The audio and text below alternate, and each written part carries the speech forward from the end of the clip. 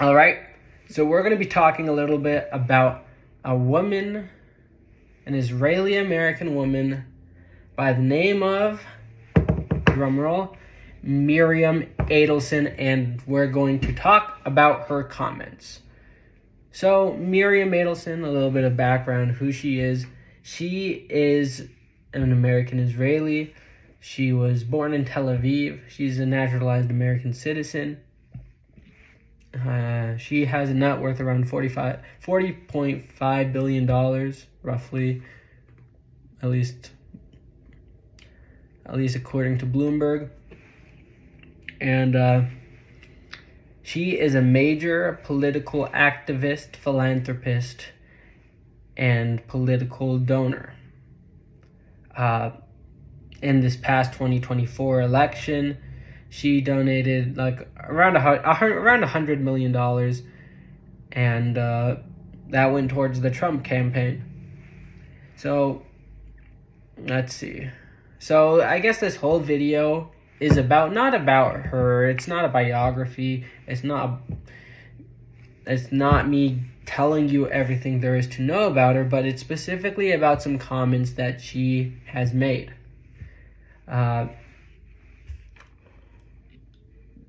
She's made a lot of controversial comments in the past. I do believe she is a legitimate Trump supporter. I believe that she believes that Trump is doing what's best, but I think that she thinks that Trump is doing what's best for Israel. And Donald Trump has been known specifically, and he's received criticism from both the right and the left on a very strong pro-Israel policy. Miriam Adelson has been a fan of this policy. She says that Donald Trump should receive sweeping Jewish and Israeli support, but we don't really see that.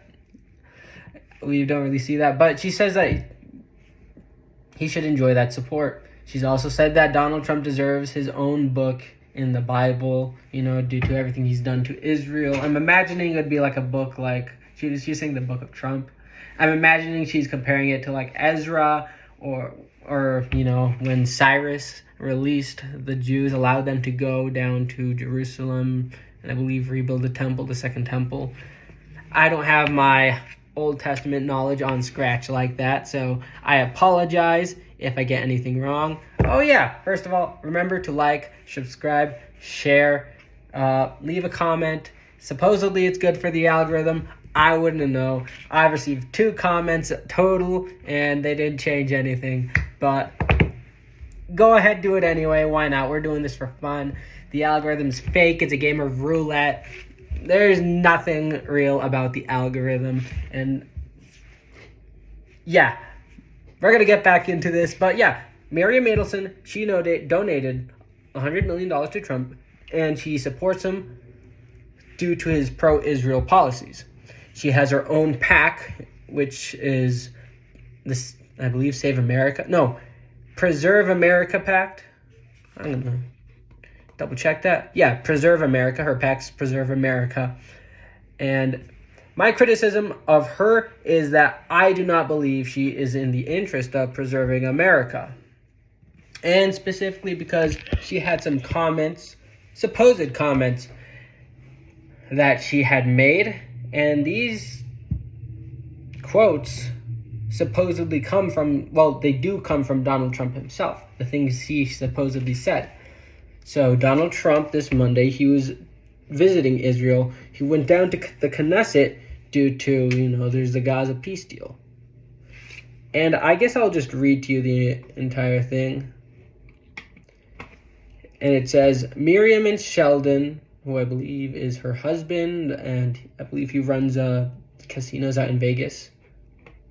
Or at least he did until he died.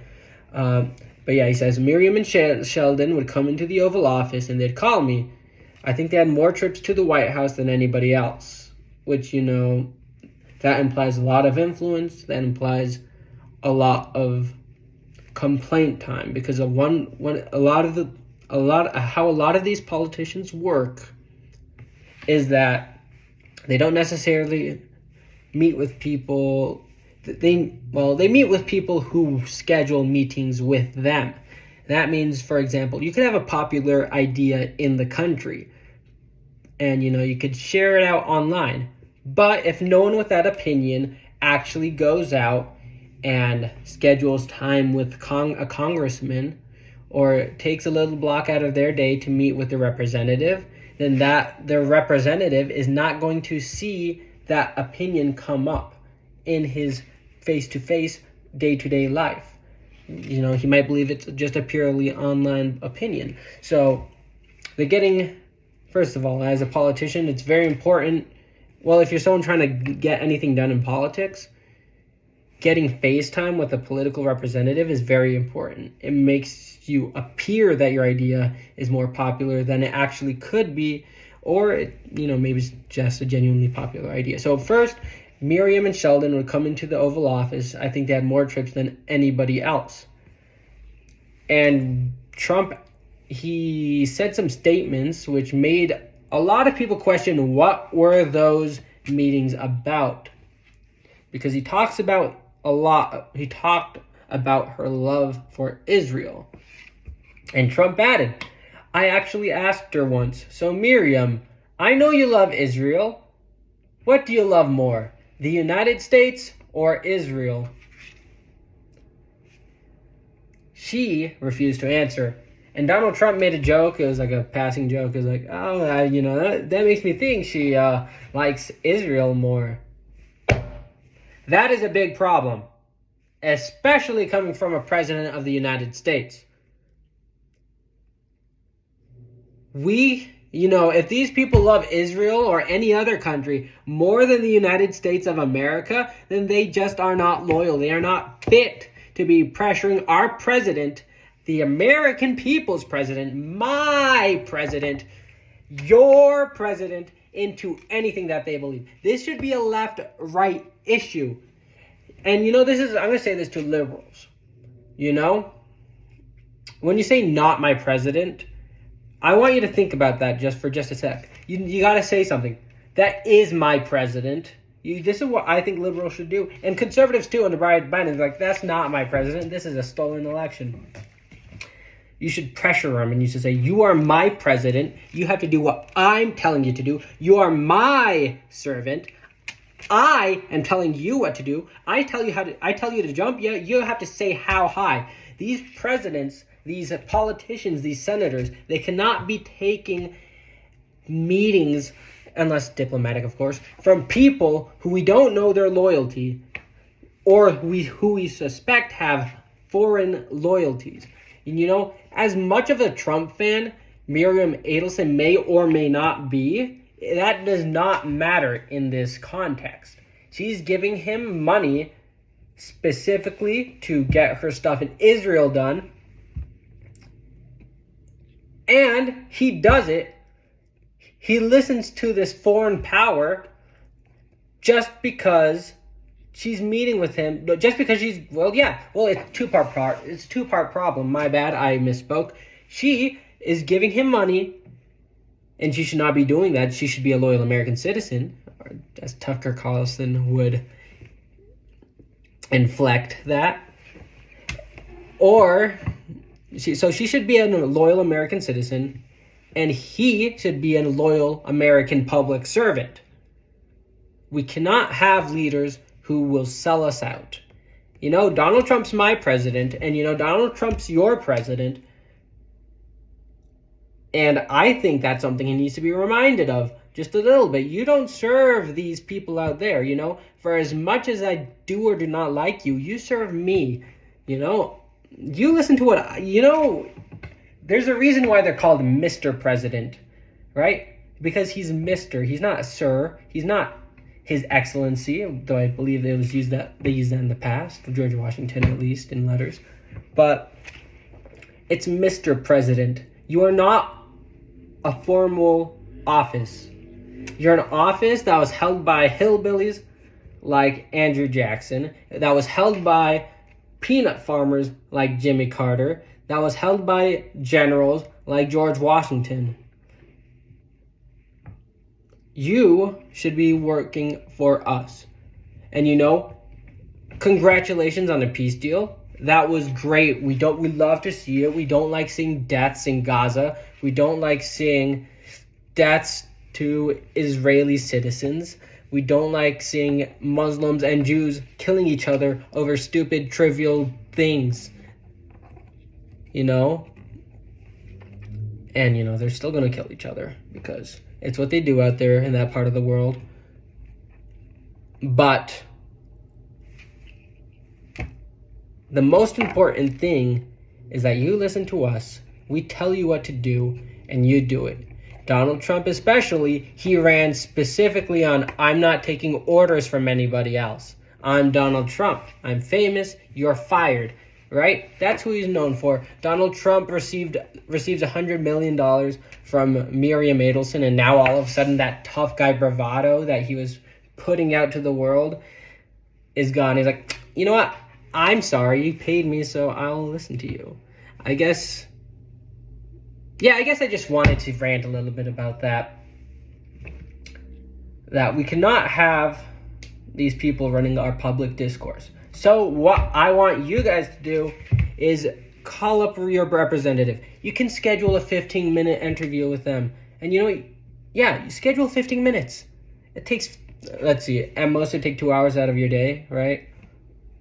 I would imagine so. I mean, hopefully your political boundaries aren't that trashed. They aren't that gerrymandered. But, it could be the case that it's not true. But yeah, if this is something that really does bother you, what you should do is meet with your representative. You should tell them your concerns and ask them where they receive money. And you know what? You schedule your friend for a meeting right after that. You meet with your every single person here or who watches this, all 25 of you, you should schedule a meeting with your representative. And you should get at least one friend to schedule a separate meeting with that representative. And you guys should talk about the same issues. So that at least that your representative knows that you have a valid concern. And the second one, so that you are not alone and that this is an actual issue that bothers and perturbs his community. And if you can involve more people into that, the more the merrier, the more people, the better. Bad grammar. But yeah, meet with your congressman. This is unacceptable.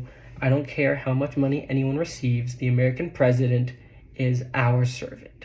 I was about to say we hold the whip. And then I thought, well, I probably shouldn't say that. We hold the whip, we crack the whip. And then I said it, explaining it to you. So, whoops, sorry. It invalidates it if, you just explain it after. Like, I was about to say a horrible thing. This is what I was about to say. So, yeah, remember, like, subscribe, share, leave a comment, like a comment, reply to a comment, and then meet with your congressman and get your buddy to meet with a congressman, because this is unacceptable. We cannot have politicians listening to foreign powers. This is America. We kicked out the British, and you know what? It doesn't matter what country it is. It could be Israel. It could be Qatar. It could be Saudi Arabia. It could be China. It doesn't matter who these countries are. Our blood is the blood of Americans, right? I don't care if you're I don't care if you're Native Hawaiian. I don't care if you're from a Native American reservation, you're old heritage American Anglo-Saxon stock. Maybe you're a Germanic immigrant who came in around the time of the Civil War. Maybe came from Italian immigrants from Ellis Island. Maybe you came from the Korean boat people or the Vietnamese boat people. Maybe you're a Cuban who washed ashore and stepped foot on dry land. Maybe you're a Mexican whose grandpa hopped the border, right? I don't care who you are. If you bleed American, then if you claim to be an American, you should claim the heritage, at least, of kicking out foreign powers. If you wanted to be an American, you should tell your politicians, I don't listen to other countries. I don't want you listening to other countries. I want you to listen to me. But yeah, we're going to cut this down a bit, probably. 14 minutes, 50 seconds. A bit long. But I love you all. Bye. Video end.